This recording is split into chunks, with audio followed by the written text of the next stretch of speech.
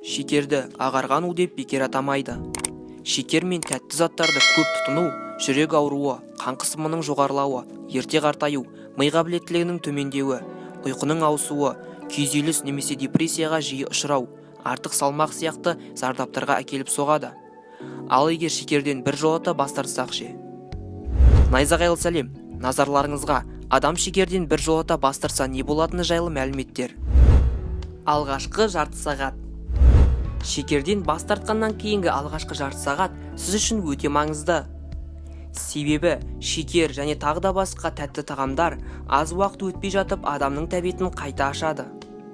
Ал біз осы сәтте өзімізге тым құрса жарты сағат тыйым салатын болсақ, онда бұл біздің кішігірім жеңісіміз болып табылады.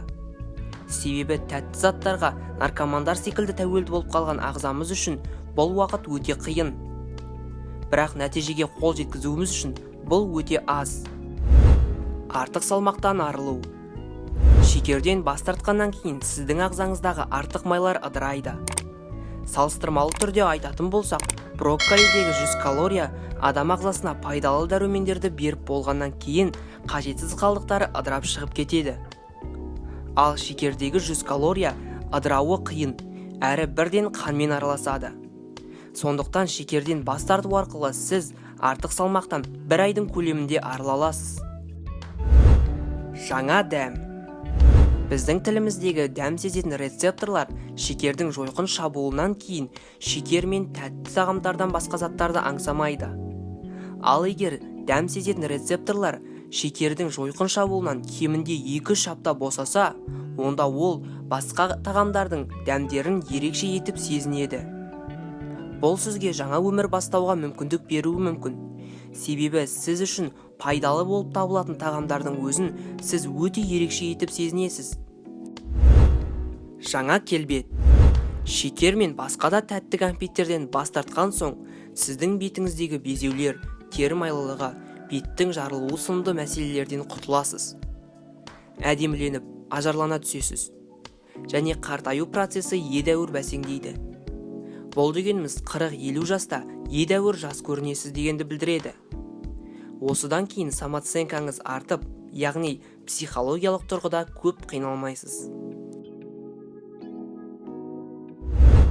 Сергектік.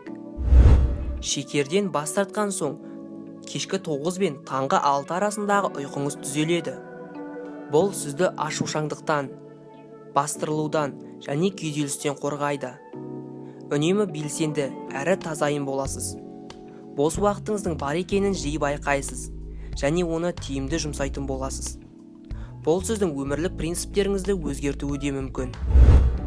Достар, қараңыздаршы, бір ғана шекерден арылудың өзі сіздің өміріңізді 180 градусқа өзгертіп тұр. Осындай зиян әдеттер адамды біршама пайдалы істерден құр қалдырады. Бәрі өз қолыңызда. Үлкен-үлкен жетістіктер кішкентай қадамдардан тұратынын ұмытпаңыз. Достар, мен қорқынышты видео дайындап жатырмын. Сол видео тезірек шығу үшін арнаға жазылып, осы видеоға лайк басып кетуді ұмытпаңыз. Комментарийге осы видео жайында өзіңіздің ойыңызды жаза кетіңіз. Келесі найзағайлы видеоларымызда жолыққанша.